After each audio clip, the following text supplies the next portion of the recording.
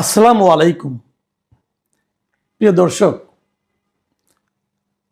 মঙ্গলবার দিন সংসদ সদস্যদের শপথ হবে সকালে এবং সেদিনই মন্ত্রিসভার নামও আমরা জানতে পারবো। যারা মন্ত্রী হবেন তাদেরও শপথ হবে সেদিন বিকেলেই। তো যাত্রা শুরু হচ্ছে সংসদের, যাত্রা শুরু হচ্ছে নতুন একটা সরকারের, নতুন একটা গণতান্ত্রিক সরকারের, যে সরকারকে আমরা সবাই ভোট দিয়ে নির্বাচিত করেছি। নির্বাচনে কি হয়েছে, কোথায় খুঁটিনাটি কি সমস্যা হয়েছে, কোন বিষয়ে কি অভিযোগ উঠেছে, এগুলো নিয়ে বিস্তর আলোচনা হয়েছে, আগামীতেও হতে থাকবে। কিন্তু পাশাপাশি সংসদ চলতে থাকবে, সরকার চলতে থাকবে। সরকারের এই চলার পথে বিরোধী দল থাকবে, সরকারি দল থাকবে। বিরোধী দলের মধ্যে আমরা জামাতকে পাবো, এনসিপিকে পাবো। তাদের ভূমিকাটা আসলে কি হবে এটা নিয়ে আলোচনা হবে। কিন্তু আমার যেটা মনে হয় যে এই সংসদ গঠন হওয়ার পর প্রথম যে ঝামেলা যে বিষয়গুলো নিয়ে হবে, আপনারা জানেন এর মধ্যে জুলাই সনদ আছে, গণভোট আছে। গণভোটের কারণে জুলাই সনদ বাস্তবায়নের একটা ব্যাপার আছে। এবার কিন্তু দুবার শপথ গ্রহণ হবে। একবার গণপরিষদ হবে একটা, যেখানে কি সংবিধান সংস্কারের জন্য একটা পরিষদ গঠন হবে। এই সংসদ সদস্যরা সেখানেও শপথ নেবেন। এই যে এত ঘটনা, এর মধ্যে আমার বিবেচনায় আগামীতে প্রথম বিরোধটা তৈরি হবে কি নিয়ে? প্রথম বিরোধ তৈরি হবে দুটো বিষয় নিয়ে, শুরুতেই একদম। এই দুটো সম্পর্কে আপনাদের একটু আমি বলতে চাই, আমার নিজের অভিমতটাও বলতে চাই। দুটো বিষয় কি? প্রথমত বিষয় হলো উচ্চকক্ষ গঠন নিয়ে। উচ্চকক্ষ গঠনে অলরেডি আমরা কিন্তু গণভোট পাস করেছি এবং গণভোটে যে কথাটা বলা হয়েছে যে উচ্চকক্ষ গঠিত হবে রাজনৈতিক দলগুলো যে শতাংশ ভোট পেয়েছে সেই ভোট প্রাপ্তির হিসাব অনুযায়ী। আমরা ভোট প্রাপ্তির হিসাবটা জানি, আমরা দেখেছি যে বিএনপি ভোট পেয়েছে। আমি যদি ভোট প্রাপ্তির হিসাবটা ধরি এবং যদি সেভাবে আমরা যদি উচ্চকক্ষের হিসাবটা ধরি, সেটা আপনাদের আমি একটু জানাই। ধরা যাক, আমরা জেনেছি, আজকে জানলাম যে বিএনপি ভোট পেয়েছে 49.97%। তার মানে এটা যদি আমি ভোট প্রাপ্তির হিসাবে ধরি, তাহলে উচ্চকক্ষের 100 জনের মধ্যে 50 জন থাকবে বিএনপির প্রতিনিধি। এদেরকে বিএনপি প্রতিনিধি হিসাবে নিয়োগ দিবে। জামায়াতে ইসলামী ভোট পেয়েছে 31.76%। এই হিসেবে তাদের ভাগ্যে পড়বে 32 জন উচ্চকক্ষের সদস্য। মানে ওনারা 32 জন ব্যক্তিকে উচ্চকক্ষের সদস্য হিসেবে নিয়োগ দিবেন। এনসিপি পেয়েছে 3.05% ভোট। এর অর্থ এনসিপি 3 জন সদস্যকে মনোনয়ন দিতে পারবে। ইসলামী আন্দোলন, তারা কিন্তু একটিও আসন পায়নি। ইসলামী আন্দোলন একটি আসন বোধ পেয়েছে, রাইট? ইসলামী আন্দোলন একটি আসন পেয়েছে এবং তারা শতাংশ হিসাবে ভোট পেয়েছে 2.70%। সেই হিসাবে তারাও 3 জন উচ্চকক্ষের সদস্যকে নিয়োগ দেবেন। বাংলাদেশ খেলাফত মজলিস, তারাও পেয়েছে 2.09%। সেই হিসেবে তারা উচ্চকক্ষে সদস্য দিবেন 2 জন। এছাড়া জমিয়ত উলামায়ে ইসলাম, গণসংহতি, এরকম আরও অনেক গণসংহতি কিন্তু আসন পেয়েছে। তবে আন্দালিব রহমান পার্টির আছে, বাংলাদেশের জাতীয় পার্টি, তারাও মানে প্রার্থী যাদের জয়ী হয়েছে, কিন্তু তারা কিন্তু যে ভোট পেয়েছে তারা কোনো মানে পিআর হিসাবে তারা কোনো উচ্চকক্ষে নিয়োগ দিতে পারবে না। এই যে আমি বললাম যে সংখ্যাগুলো, এগুলো যোগ করলে হয় 90 জন। এই বাকি 10 জন কোথায় গেল? বাকি 10 জন ওই যে স্বতন্ত্র 7 জন আছে, হয়তো ওনারা কিছু নিয়োগ দিবেন। আরও খুচরা টুচরা যারা আছে, এগুলো আরও 3টা আসন তো এখনো বাকি আছে, কারণ 3টা আসনের ফল এখনো ঘোষিত হয়নি, কাজে ওটাও হিসাব ধরা হচ্ছে না এখানে। তো এইভাবে নিয়োগ হবে। এখন যদি এটা আসন সংখ্যার আলোকে হয়, যেটা নাকি বিএনপি চাচ্ছে, তাহলে বিএনপি 209 জন সংসদ সদস্য, তাদের দলের 209 জন, 209 জনের জন্য তারা উচ্চকক্ষে পাবে 70 জন।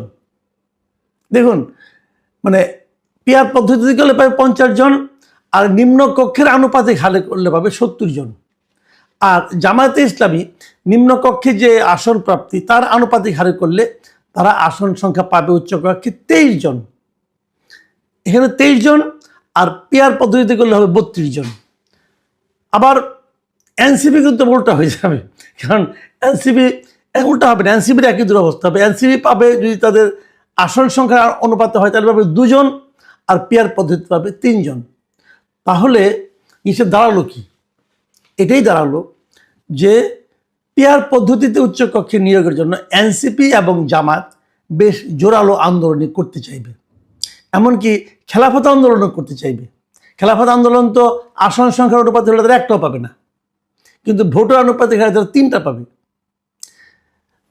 এই যে মানে আপনার বিরোধটা, এই বিরোধটা আপনি মেটাবেন কিভাবে? এবং এনসিপি এবং জামাতকে ছাড় দেবে না। আরেকটা বিরোধ তৈরি হবে, একদম শুরুতেই হবে।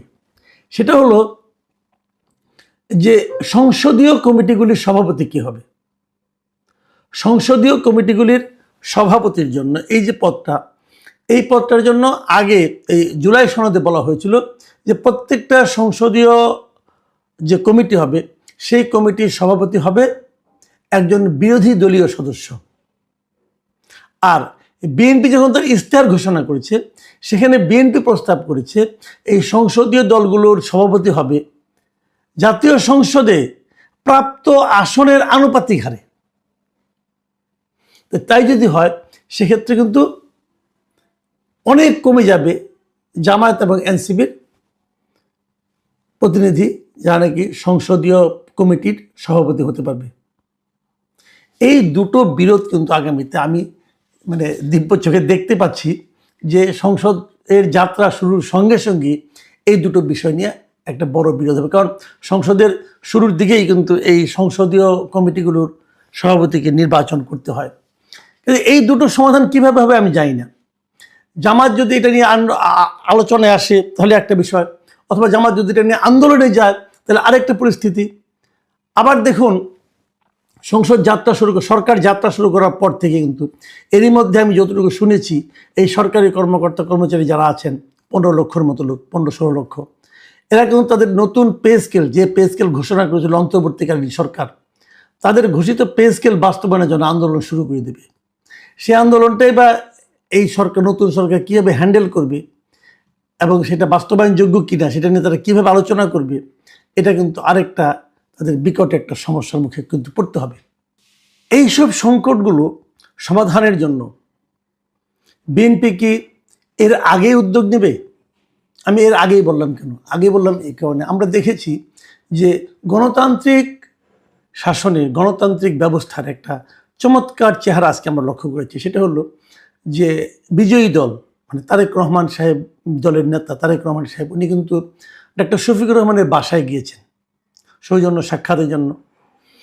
এটাও কিন্তু আমার কাছে একটা নতুন ধরনের প্রবণতা, নতুন ধরনের দৃশ্য আমরা আমাদের দেশে দেখতে পেরেছি যে বিজয়ী দল তিনি নিজে, ওনার সঙ্গে যিনি পরাজিত হয়েছেন ভোট যুদ্ধে, তার বাসায় যেয়ে তার সঙ্গে সৌজন্য সাক্ষাৎ করছেন। এই সৌজন্য সাক্ষাতে নিশ্চয়ই তার সঙ্গে আলোচনা হবে। আমি চাইব এই ধরনের আলোচনা চলতে থাক। গণতন্ত্রের সৌন্দর্য এটা, এবং এখানেই আপনারা কথা বলা শুরু করুন। এই যে সম্ভাব্য যে সংকটগুলো, এই সংকটগুলো কিন্তু হবে, অবধারিতভাবে হবে।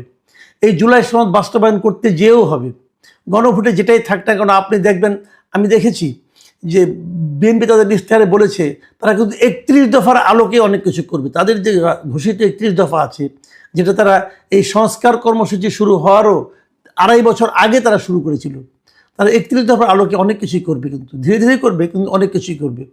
তো এই বিষয়গুলো নিয়ে অত 30-40টা দল এখন তাপাহত নাই, কিন্তু যেহেতু সংসদে যারা আছেন তাদের সঙ্গে যদি অনানুষ্ঠানিক বৈঠকও তারেক রহমান সাহেব শুরু করেন, যেটা অলরেডি শুরু হয়ে গেছে, আলাপ করুন, কথা বলুন, আলোচনায় অনেক সমস্যার সমাধান হয়ে যায়।